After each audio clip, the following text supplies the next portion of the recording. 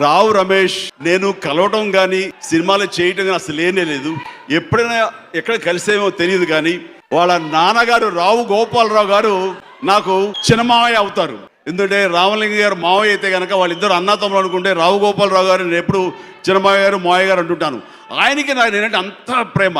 And ఆయన lunch టైంలో కలిసినప్పుడు ఆయన కొన్ని ఇంటి దగ్గర నుంచి రావు రమేష్ అమ్మగారు చేసినటువంటి కొన్ని వంటకాలు తీసుకొచ్చి నా చేత తినిపించేవాళ్ళు అనమాట. అంటే తినేటప్పుడు ఒకసారి వంకాయ కూర వస్తుంది వాళ్ళ ఇంటి నుంచి, ఆంటీ పెడతారు.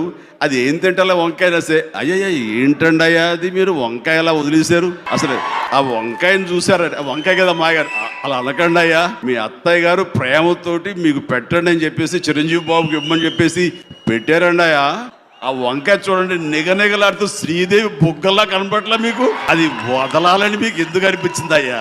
సో మాకంటే వయసు అయిపోయింది, మీలాంటి కుర్రోళ్ళ తీసుకుని కసుక్కని కొరికి నవిలి మింగేయాలయ్యా ఏంటిది అనేవాళ్ళు.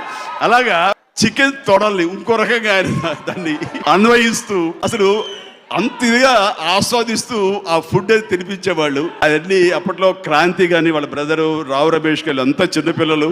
అండ్ అలాగే చారు ఒకటి పెట్టేవారు అమ్మ, తులసి చారు ప్రత్యేకంగా మీకోసం పెట్టారయ్యా వేసుకోండి అని.